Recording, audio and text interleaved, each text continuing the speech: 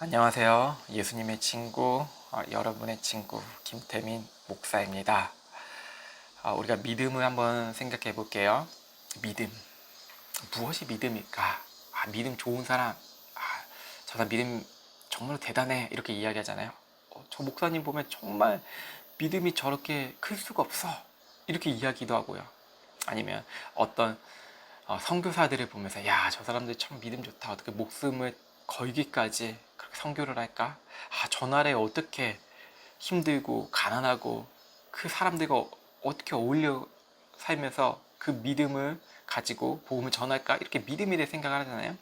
근데 잘 생각해 보세요. 잘. 믿음이 인간의 중심성에 있을까요? 인간이 믿겠습니다. 믿습니다. 이게 믿음일까요? 믿음으로 행동해야지. 이게 믿음일까요? 믿음의 조상하면 아브라함이 생각나잖아요. 아브라함은 믿음이 대단할까요? 목회자들이 설교를 하잖아요. 아브라함을 놓고 그리고 히브리서 11장을 놓고 이 믿음에 대해서 이야기해요. 성도들이 행여나 믿음에서 이탈하지 않을까, 믿음이 좀 더 약해지지 않을까 해서 이 믿음을 하기 위한 그런 인물과 이 성경 본문이기도 하죠. 이 아브라함은 믿음이 그렇게 좋지 않았어요. 이 말은 무슨 뜻이냐? 우리 모두와 똑같다는 것입니다. 아브라함도 똑같은 그냥 평범한 일개 사람이었다는 것이죠. 왜? 아브라함은 데라와 같이 살았어요. 데라는 누구죠? 아버지예요. 아버지 데라와 같이 살았어요. 데라는 우상을 이제 만드는 사람이었죠. 이제 어느 아브라함이 이제 환상 중에 하나님께서 말씀하신 것을 듣고 나서 데라에게 말했어요. 아버지, 제가 이러한 꿈과 환상을 보았는데 갈 때 우리를 떠나라고 합니다. 떠나라고 합니다. 어찌할까요? 어떻게 하면 좋을까요? 이 가정의 권위와 그 이끄는 주체는 가장이에요.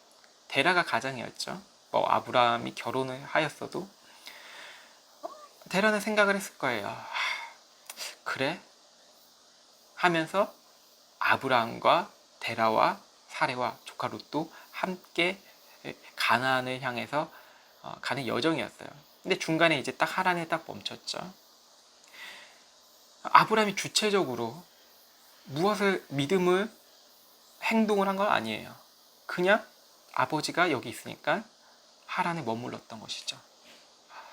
그 하란에서 아버지 데라는 300년을 살다가 죽게 돼요. 그때 또 하나님께 또 아브라함이 말씀하시는 거예요. 여러분, 아브라함이 내가 드디어 아버지가 죽고 나아갔도다 아니고 마침내라고 나와요.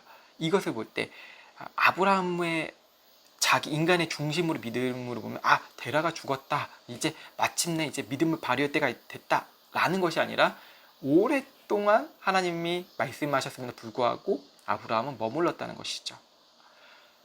데라 아버지 죽음을 통하여서 하나님은 아브라함을 끄집어서 머리끄댕이를 잡고 이끌고 가세요.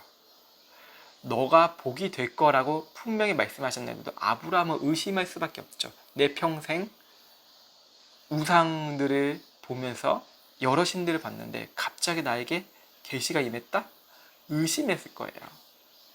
크나큰 뭔가 없을 거예요. 우리가 아브라함은 믿음의 조상이고 유대교, 기독교, 이슬람교 여기에서도 엄청 중요한 인물이 아브라함이잖아요. 이 사람이 믿음의 엄청난 대단한 종교 지도자로서 그렇게 믿으니까 대단한 믿음의 시초이니까 되게 영시하는 것이지 성경을 자세히 정확히 보면 아브라함은 결코 그런 사람이 아니라는 것입니다. 그는 환경에 따라서 마음이 이랬다가 저랬다가 한 사람이라는 것이죠. 하나님께서 이끌어 주시지 않았다면 아브라함은 움직일 수 없다는 거예요. 하나님께서 확 잡았다는 것이죠. 우리가 예수님을 믿는 것도 내가 어떠한 동기로 예수를 믿었어, 어떻게 막 이렇게 됐어, 내 중심으로 예수를 믿는 게 아니었다는 것이죠. 그 이유는 바울 사도는 내가 예수를 믿는 게 아니라 하나님께서 나를 이끌어 주셨고 하나님의 은혜라고 고백했어요. 내가 그래서 자랑할 것은 우리 주 예수 그리스도 십자가만을 자랑한다는 거예요. 왜? 믿음은 내 주체성에서, 인간의 주체성에서 나온 것이 아니고 하나님의 전적인 은혜로 나를 이끌어 주시지 않으면 나는 그럴 수 없다. 저는 이 이사야 35장을 묵상하면서 딱 그런 생각이 들었어요. 괴물 같고 짐승 같은 인간들이라는 것이죠. 여러분이 사랑하고 좋아하는 목회자들 있잖아요. 목사님들. 그 사람들이 괴물이고 아주 악한 짐승과 같다는 생각을 저는 확실히 들었습니다. 이건 너무 성경적이고 하나님 말씀입니다.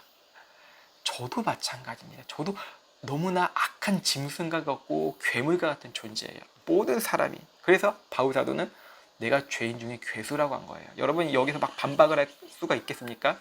성경을 반박한다고요? 우리 목사님은 그렇지 않아요. 너무 성자 같아요. 전혀 그렇지 않습니다. 모든 사람은 악한 짐승이고 괴물이에요. 그런 사람을 하나님께서, 그런 존재들을 확 잡고 이끌고 가시다는 거예요. 십자가 앞에까지 이끌고 가세요. 우리는 계속 저항해요. 우리의 모습을 보세요. 하나님 왜 그러셨어요? 하나님 정말 계신 건가요? 우리는 반항을 해요. 짐승처럼, 컨트롤할 수 없는 짐승처럼 막 반항을 해요. 그래서 인간이 인간에게 교훈을 남겼죠. 무엇을 남겼죠? 머리 검은 짐승은 거두지 않아야 돼. 배신을 한다는 것이죠. 인간이 그런 존재예요. 모든 인간이 그래요. 인간이 믿었어요. 어느 큰 선교단체가 있어요. 문제시대는 선교단체였어요. 거기에 선교단체 대표는 자기 딸에게 부동산을 이렇게 명의를 다 돌리고 자기가 대표 이름으로 다 가지고 있고, 이런 걸 논란이 엄청 있다고 해요. 그러면서 그 사람을 반대한 사람들은, 선교사들은 나갔어요. 하지만 거기에 여전히 남아있는 사람들, 우리 선교사님이 그럴 수 없지. 모든 사람들이 그래요. 왜 교회가 반으로 나눠질까요?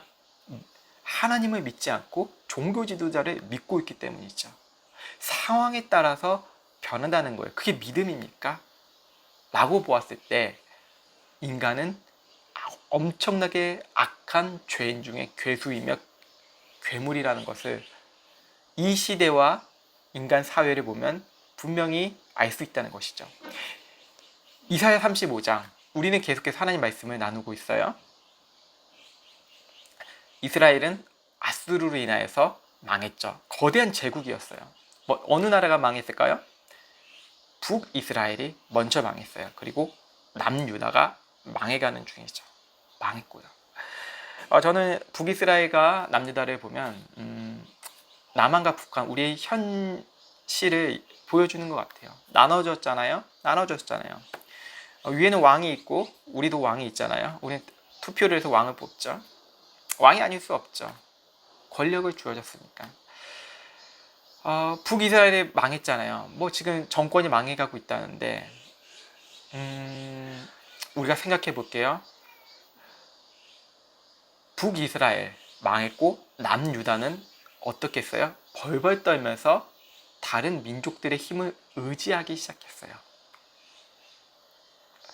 바벨론을 의지하기 시작했어요. 주변의 왕국들을 의지해요. 동맹을 맺으려고 하고 함께 맞서서 막자라는 생각을 하고 있어요. 왜? 믿음이 아닌 상황을 봤을까요? 인간이 그렇다는 것이죠. 솔로몬이 아주 풍요롭고 하나님의 축복을 엄청 받았잖아요. 그럼에도 불구하고 이방 국가들과 정략 결혼을 했어요. 왜? 눈에 보이는 것들이 나에게 중요하다는 것이야. 상황이. 그것을 추구하는 거예요. 그것을 추구하다가 끝에는 망하여 넘어지죠. 자, 교회마다 간증 집회를 하잖아요. 간증 집회하는 이유는 성도들의 신앙의 성숙을 위해서 해요. 근데 간증을 하는 사람들을 보면 축복을 받았다는 사람 일례로 이야기할게요. 그 사람들은 무엇이 주체가 되죠? 내가 무엇을 했기 때문에 그 믿음으로 하나님께서 축복을 받았다. 저는 아직도 충격적인 게 선부의 집사 축복받았네, 이 책을 쓴 사람이에요. 권사님인지 집사님인지 나는 돈을 미리 내가지고 하나님께 축복을 받았다. 11조를 미리 땡겨서 내서 축복을 받았다. 이런 주제였어요. 그게 믿음이라고 이야기하는 것이죠. 이런 것도 있어요. 어떻게 해서 공부를 하고 열심히 노력을 했더니, 그리고 새벽기도 빠지지 않고 뭔가를 했더니 하버드 대학에 갔다. 서울대학교 갔다. 저는 여러분 이 간증들을 보면서 사람이 만든 건물 덩어리 학교를 보면서 거기에 가고 싶은 인간의 욕망스러움, 탐욕스러움을, 하나님 말씀을 인간이 이렇게까지 이용하구나. 그래서 그 듣는 사람들은 그것을 추종하죠. 자신의 위기를 거기에 부유한다는 것이죠.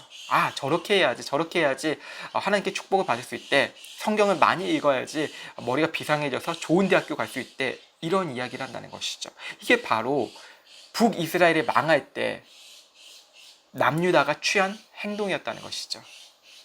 무엇을 행동했죠? 위기가 있으니까 어떠한 행동을 해야겠다. 어떠한 액션을 취해야겠다. 이게 바로 종교라는 것입니다.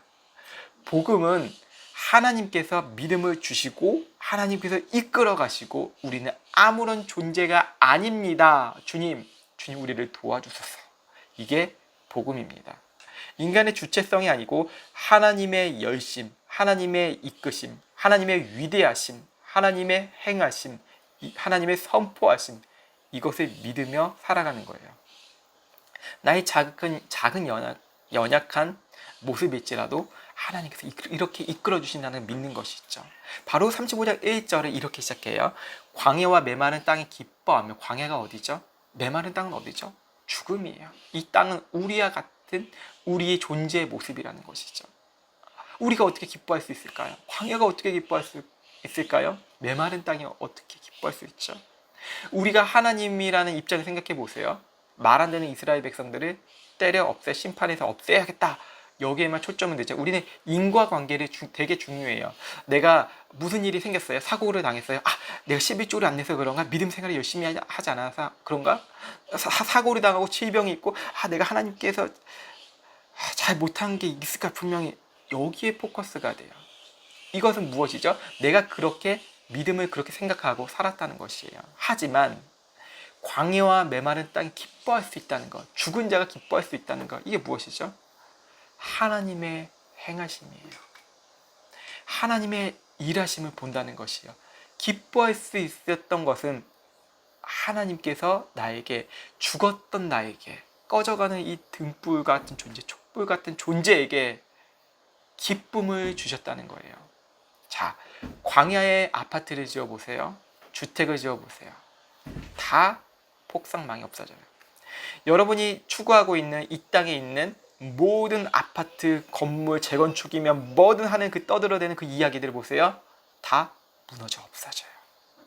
다 죽어져요. 하나님은 그런 존재들을 향하여서도 다시 살아날 수 있는 기쁨을 주세요. 왜? 언약하셨기 때문에, 약속하셨기 때문에, 하나님은 신실하시고 변치 않으시다는 것이죠. 사막이 즐거워할 수 있고 생명이 자랄 수 없는 곳에서 즐거워한대요. 어떻게 즐거워하고 기뻐할 수 있죠? 단비가 내리고 그곳에 생명이 일어나게끔 많은 물들이 와서 흘러 넘치는 거예요. 보좌에서 물이 흘러 넘치고 계속 쏟아져요. 우리가 영적으로 갈급할 때가 있잖아요. 힘들 때가 있잖아요. 쓰러질 때가 있잖아요. 그때 하나님께서 어느 시간에 딱 맞춰서 물을 부어주세요. 생수를 부어주세요. 그 생수가 무엇이죠? 우리 주 예수 그리스도를 통하여서 우리는 이 생수의 강물을 통해서 생명이 넘쳐나는 현장들을 보게 될 것입니다. 여러분, 이 백합화라는 것이 나오는데 백합화처럼 피어나온대요. 죽은 것들이 다시 살아나고 백합화처럼 피어나온 것은 그것은 하나님 나라를 구약 성경에서 말씀하고 있어요. 하나님 나라. 그리고 2절에 보시면 만발해요. 모든 것이 넘쳐 흐른대요. 레바논이 무엇이죠? 레바논에 있는 그 백향목으로 솔로몬의 성전을 만들었어요. 이 백향목이 너무 비싸요. 너무 귀한 이 목재예요. 인간의 보는 눈의 한계죠. 하나님 나라를 말씀하고 있는 거예요. 우리가 하나님 나라를 정확하게 알 수 없잖아요. 하나님 나라 갔다 온 사람들 간증하는 것을 보면 이거 믿을 수가 없죠. 다 이 땅에 있는 걸로 형상화한다는 것이죠. 우리가 믿을 것은 하나님 말씀이죠. 이 말씀에서는 보면 백향목, 솔로몬의 성전, 이것 이상인데 우리의 눈이, 우리의 시선이, 우리의 연약함이 그 정도밖에 안 되니까 하나님께서 이렇게 보여주시는 거예요. 우리가 휴가를 가면 너무 만족하면 여기 파라다이스다, 정말 이것만 했으면 참 좋겠다, 여기가 천국이야, 이렇게 이야기하잖아요. 너무 만족함이 있잖아요. 근데 우리의 만족함은 천국과 간증 갔다 온 사람, 천국이 그래요, 여기에 있는 것이 아니고, 우리의 천국은 지금 이 순간 하나님 나라가 임재했고 그 예수 그리스도 통하여서 뜨거운 사랑이 나에게, 벅찬 가슴이 나에게 설레임이 넘쳐나요. 그것을 통해서 우리는 만족해요. 그래서 우리는 무엇으로 만족하죠? 주님 한 분만으로 만족한다고 고백할 수 있는 거예요. 이게 천국이라는 것이, 이것이 천국이에요. 내가 아무것도 하지 못했는데 하나님께서 나에게 말할 수 없는 그 레바논의 영광과 갈멜과 샤론의 광채를 받을 것을 부어주신대요. 선물해 주신대요. 왜? 우리를 사랑하시니까. 우리는 사랑받기 위해서, 인정받기 위해서 무엇을 해야 되잖아요. 10대가 되면 학교에서 공부를 잘해야 되고, 성실해야 되고, 믿음 생활 잘해야 되고, 교회 잘 나가야 되고, 10대의 모습이죠. 크리스찬들 10대. 20대면 하나님의 영광을 위해서 대학교 잘 가야 되고, 취직 잘해야 되고, 아주 예쁘고 착하고 귀엽고 똑똑하고 그런 사람과, 잘생긴 사람과, 스펙이 좋은 사람과 교제를 해야 되고, 하나님의 축복을 받았다는 사람들 교제하고, 30대에는 진급을 잘해야 되고, 40대는 다 뭔가 인정받는 사회적 시선으로 축복을 받기 원하잖아요. 하지만 하나님께서는 있는 그대로, 내가 너를 지명했어. 저 하나님 아무것도 한 게 없는데요. 제 모습이 이거밖에 안 되는데요. 그래, 이스라엘, 내가 그래서 너를 택한 거야. 너 아무것도 아니잖아. 아무런 존재도 아니잖아. 그래도 난 널 사랑하고 널 택했다. 뭐 하지 마. 뭐가 대단한 게 아니야. 세상의 건축물들, 세상의 양식과 뛰어난 것들로 그 자리에 있는다고 할지라도 그게 중요한 것이 아니야. 왜? 내가 이 땅에 내려올 때는 아무것도 없고 미천하고 천하고 냄새나는 그 땅에 태어났어. 그것이 말구유, 짐승이 먹는 구유, 나귀 구유, 그곳에 내가 누웠단다. 무엇을 이야기하는 것이죠? 내 모습과 형편과 상관없이 하나님께서는 다가오시는 것이죠. 예수님께서 누구에게 다가가셨죠? 듣지 못한 자, 말하지 못한 자. 몸적으로, 신체적으로 그런 자들이 향해 다가가셨어요. 그 사람들만 불쌍하다면 아닙니다. 말하지 못한 자들, 영적으로 눈먼 자들 향해서도 다가가셨어요. 복음은 차별이 없고, 내가 예수를 믿는다는 것은 좋은 모습으로 믿는 게 아니고 내 모습 이대로 받으셨다는 것입니다. 여러분, 내 모습 이대로 받으셨대요. 종교는 계속 뭔가를 더 열심히 하고 더 스펙을 쌓고, 내가 한 10년, 20년 예수를 믿었는데 이제는 좀 교회에서 중추적인 역할을 하면서 장로 정도는 해야지. 뭔가 뭐 어느 정도 해야지. 우리 집에 목사가 좀 나와야 되지 않을까? 우리 집안에는 목사 중에서 좋은 대학교가 총신대학교, 총신대학교, 장신대학교, 뭐 이렇게 얘기하면 이것도 스펙으로 나누더라고요. 아니면 여러분, 총신대학교에서 장신대학교보다 더 좋은 대학교가 어디 있죠? 미국에 있잖아요. 거기 가야 되지 않을까요?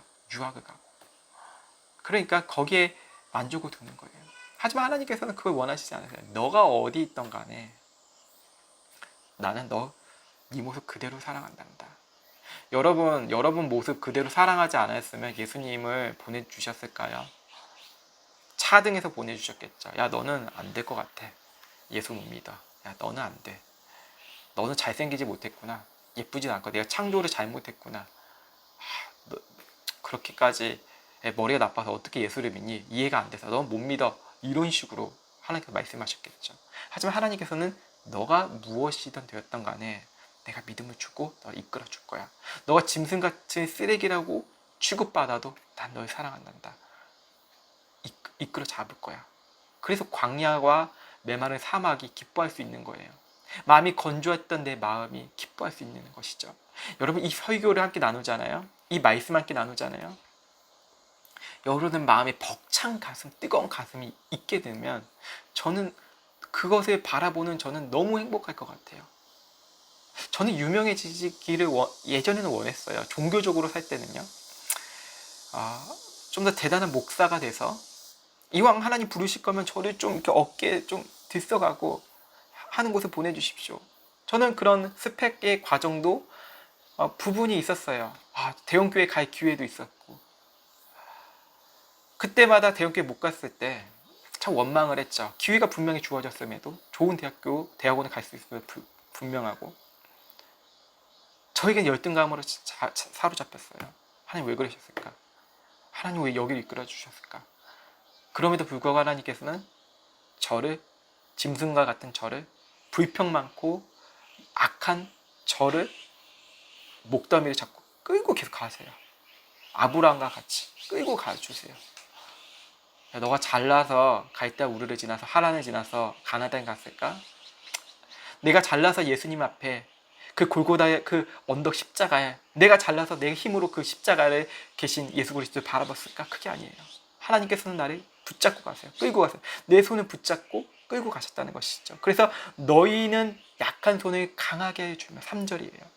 떨리는 무릎을 굳게 하여 주며 아무것도 못한 존재, 악하고 여전히 신앙생활을 하지만 너무 악한 사람들 많잖아요. 소위 말하는 재수 없는 사람들 너무 많잖아요.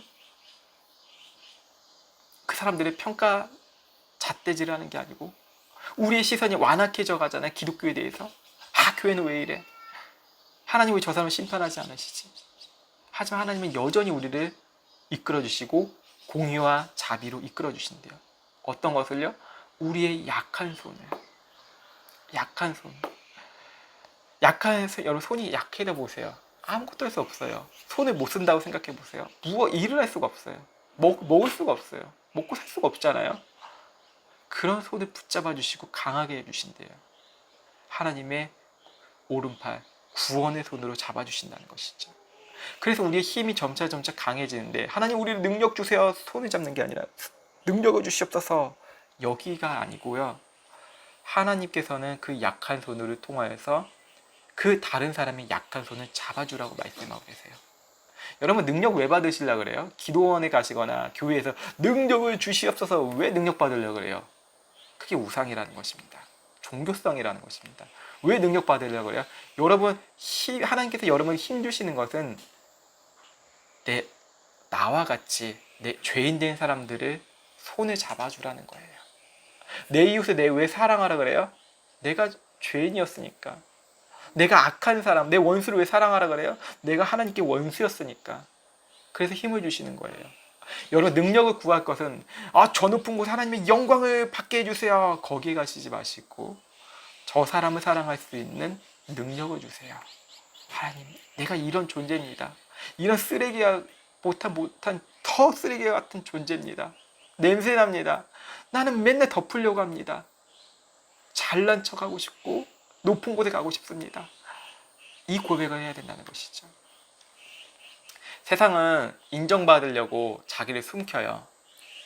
여러분 세상은 그렇잖아요. 그래서 공격을 하는 게 왜 공격을 서로 공격하죠?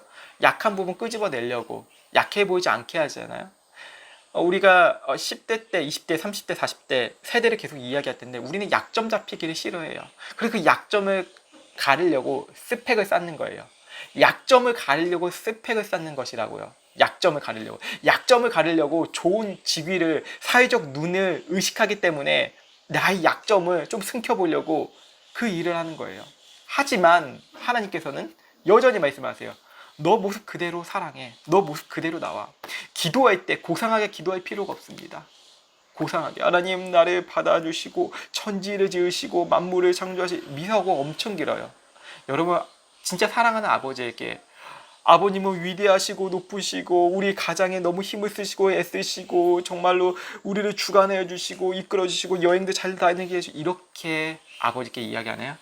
아빠 이야기하죠. 정말 사랑하는 아빠한테 아버지한테 아빠 나 힘든 게 있어. 이렇게 고백하잖아요. 바로 그것이에요. 하나님 아버지께 나아갈 때, 아버지, 이거밖에 못 삽니다. 저 너무 두렵습니다. 힘듭니다. 하나님께서 그런 자들을 향해 4절과 같이 말씀해 주세요. 겁내는 자에게 이르기를 너는 굳세게 하라. 두려워 말라. 보라, 너희 하나님이 오사 보수하시며 보복하여 주실 것이라. 그가 오사 너희를 구하시리라. 우리를 구원의 손으로 우리를 붙잡아 주신다는 것이에요. 강하신 예수 그리스도, 그분을 통하여서 우리의 손과 무릎을 더 강하게 해주시고, 우리가 생명으로 꺼져가는 죽음으로 살아갈 때조차도 하나님께서는 이제 와, 너 그 모습조차 사랑해. 난 너를 사랑한단다. 그거면 돼. 나를 바라봐. 이 말씀을 해주세요.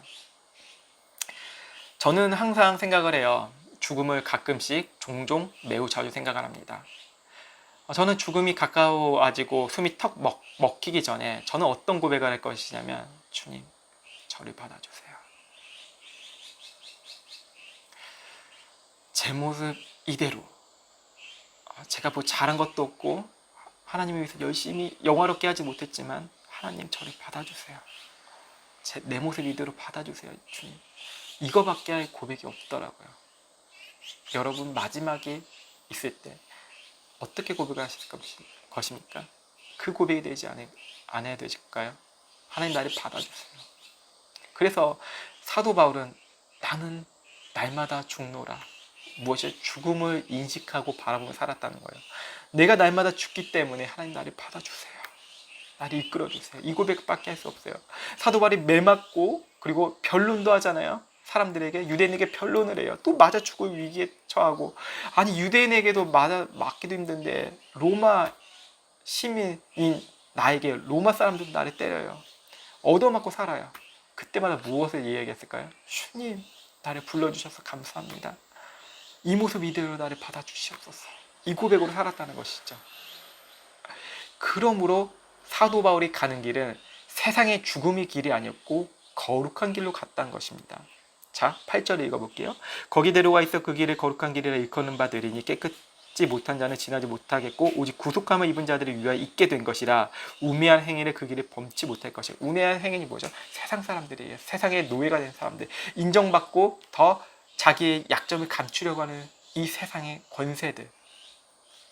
하지만 우리는 이 모습 이대로 간다는 것입니다. 거룩한 길로. 거룩한 길이에요. 좁은 길이에요. 바로 여러분, 너무 힘들잖아요. 어렵잖아요. 나는 왜 이래?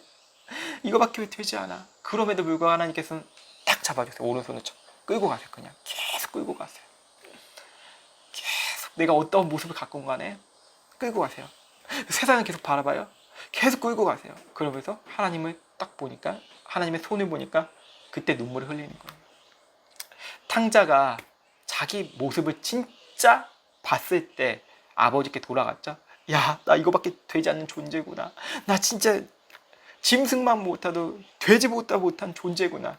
그때 아버지가 생각나는 거예요. 내 모습을 보니까. 내 모습 이대로 주 받으옵소서. 이렇게 가는 거예요.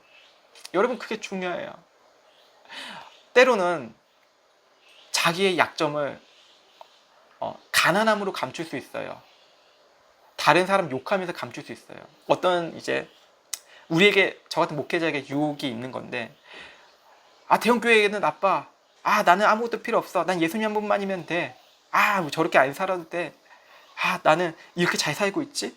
이게 나의 우상이 될 수 있다는 것입니다. 내 모습을 그걸로 감추는 거예요. 선행으로 감추는 거예요. 가난하게 살고 다른 사람 도와줘도 그 선행으로 나의 열등감을 감출 수가 있어요. 이거 고백해야 돼요. 사람들 중에 많은 사람들이 간증하는 사람들, 설교하는 사람들, 이런 사람들 참 많아요. 열등 의식을 느껴가지고 나는 이렇게 잘 살고 있어. 하나님께서 나를 이렇게 이끌어 주시는 거야. 이렇게 화내면서 하는 사람 참 많아요. 우리는 그 모습조차도 하나님, 정말로 열등감 많습니다. 참 열등합니다. 다른 사역자들을 보면 참 잘 나가고 열심히 사는 것 같은데 내 모습 보면 참 슬픕니다. 나를 받아주세요. 나를 받아주세요. 이 고백을 해야 돼요. 근데 하나님은 날 받아주고 계세요. 이게 복음입니다, 여러분. 내가 어찌하든 간에 하나님의 심판은 분명히 하세요. 39장까지 이사야서의 심판이 나오고 이제 하나님의 자비하심이 계속 나오거든요. 회복하심이. 제가 지난주 설교 말씀드렸잖아요. 이번 주부터는 하나님의 회복하심, 위로하심, 하나님의 그 속성을, 그 속량하심을 더 이렇게 나눈다고 했어요. 오늘 말씀도 바로 이제 전초 역할을 해요. 10절에 볼까요? 여호와의 속량함을 얻은 자들이 돌아오되 노래하며 시온에 이르라. 우리가 노래밖에 할 수 없다는 것이죠. 예수님 앞에 나아갔을 때 노래밖에 할 게 없어요. 하나님 나를 받아주소서. 하나님 사랑의 눈으로 나를 붙잡아 주시죠. 지금까지 바라보시고 하나님 인자한 귀와 눈을 우리를 이끌어 주시고 바라보시고 들어주신대요. 내가 어느 곳에 있든지 무엇을 하든지 연약해질지라도 주님만 바라봅시다. 그래서 노래한다는 것이죠. 시온에 이르러 그 머리에 영영한 희락을 띠고 기쁨과 즐거움을 얻으니 슬픔과 탄식이 달아나리로다. 예수님 믿는 분들 중에 우울증이 있는 분들 참 많아요. 뭐 우울증 있는 사람들 믿음이 없어 이렇게 얘기하시면 절대 안 돼요. 그분 정말 못된 말하고 있는 거, 나쁜 말 금지입니다. 우리도 모든 사람이 우울해요. 예수님 믿으면서. 왜 우울할까요? 라고 보면 구원의 기쁨이 상실되었어요. 내 모습 이대로 주님 받아주시는데, 내 모습 이대로 구원해 주시고 기뻐해 주시는데 그걸 바라보지 못하는 거예요. 우리는 하나님의 속량함을 통하여서 기쁨과 즐거움을 얻을 수 있어요. 그로 인하여서 우리의 슬픔과 탄식이 달아난대요. 하나님의 기쁨으로. 사막과 메마른 땅이 기뻐할 수 있다는 것은, 백화같이 천국이 될 수 있다는 것은 하나님의 속량함이라는 것이죠. 이 속량함은 우리의 눈이 밝아질 것입니다. 우리의 귀가 열릴 것입니다. 그게 5절이 중심이에요. 그때 소경의 눈이 밝을 것이며 귀머리가 귀가 열릴 것이며. 이 말씀으로 여러분 위로가 되었으면 좋겠어요. 이 말씀으로 여러분의 삶의 지경이 넓혀졌으면 좋겠어요. 이 말씀으로 하나님 나라 가는 그날까지 하나님 내 모습 이대로 갑니다. 그 고백으로 살아가는 믿음의 증인들 되시길 예수 그리스도 이름으로 축복합니다. 기도하겠습니다. 하나님 감사합니다. 제가 무엇이건데 이렇게 설교를 하겠습니까? 하나님의 말씀하지 않으시고 하나님이 침묵하신다면 저는 이 설교를 할 수조차도 없습니다. 하나님께서 이끌어 주셨고 말씀해 주셨고 설교를 할 수 있는 준비의 시간을 주셨기 때문에 이 설교를 증언합니다. 하나님, 이 설교가 세상의 모든 그런 수억, 수십억, 수백억에 있는 유튜버 채널들, 그런 컨텐츠들 가운데 한 줄기의 빛이 되었으면 좋겠습니다. 하나님, 종교적으로도 율법적이고 자기 자랑이 있고 선행을 베풀라고 종교적 열심을 내라고 하는 이 종교와 교회와 종교 사원들로 가운데 이 말씀이, 이 토크 시간이, 설교 토크 시간이 하나님의 말씀이, 하나님의 은혜가 모든 이들에게, 하나님께서 작정하신 이들에게 닿았으면 좋겠습니다. 하나님, 그걸 묵도할 수 있도록 주님 저의 마음을 열어주시고 눈을 열어주시옵소서. 서로가 하나님의 말씀으로 인하여서 영적인 눈이 뜨고 귀가 깨어지게 해주시고, 주의 말씀으로 인하여서 세상을 향한, 열방을 향해서 즐겁게 나의 메마른 땅이 살아남을 사람들에게 증언하는 하나님의 영화롭게 하는 사람들의 수 있도록 주님 축복하여 주시옵소서. 주님 감사합니다. 주님은 위대하십니다. 사랑합니다. 주 예수 그리스도의 이름으로 기도드립니다. 아멘.